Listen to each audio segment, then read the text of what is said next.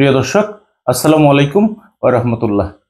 আমি আজকের দিনটি শুরু করতে চাই একটি মানবিক আবেদনের মাধ্যমে।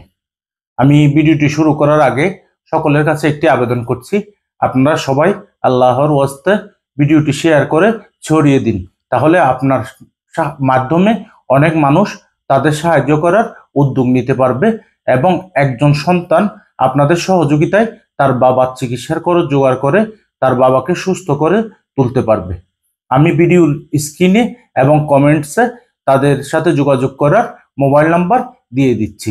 প্রিয় দর্শক, স্ক্রিনে যার ছবি এবং ভিডিও দেখছেন তিনি দৈনিক মানবজমিনের খুলনার দাকুব উপজেলা প্রতিনিধি সাংবাদিক জাকির হোসেন ভাই। তিনি গত 1.5 মাস আগে মোটরসাইকেল দুর্ঘটনায় গুরুতরভাবে আহত হন।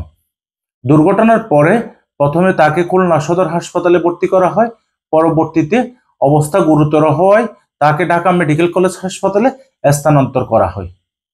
সেখানে দীর্ঘ 1 মাস চিকিৎসা নেন তিনি। চিকিৎসাধীন অবস্থায় তার মাথার ব্রেইনে ইনফেকশন দেখা দেয়, মাথায় অস্ত্রোপচার করেন ডাক্তাররা। পরবর্তীতে অবস্থার অবনতি হওয়ায় চিকিৎসক তাকে আইসিইউতে নেয়ার পরামর্শ দেন, কিন্তু ঢাকা মেডিকেল কলেজ হাসপাতালের আইসিইউতে সিট না পাওয়ায় উত্তরার একটি বেসরকারি হাসপাতালের আইসিইউতে তাকে ভর্তি করা হয়। বর্তমানে তিনি সেখানেই চিকিৎসাধীন আছেন। প্রায় 1.5 মাস ধরে চিকিৎসা খরচ চালাতে গিয়ে তার পরিবার একেবারে নিঃস্ব হয়ে গেছে। 1 সপ্তাহ ধরে আইসিইউতে থাকায় 2 লাখ টাকার বেশি বিল হয়েছে।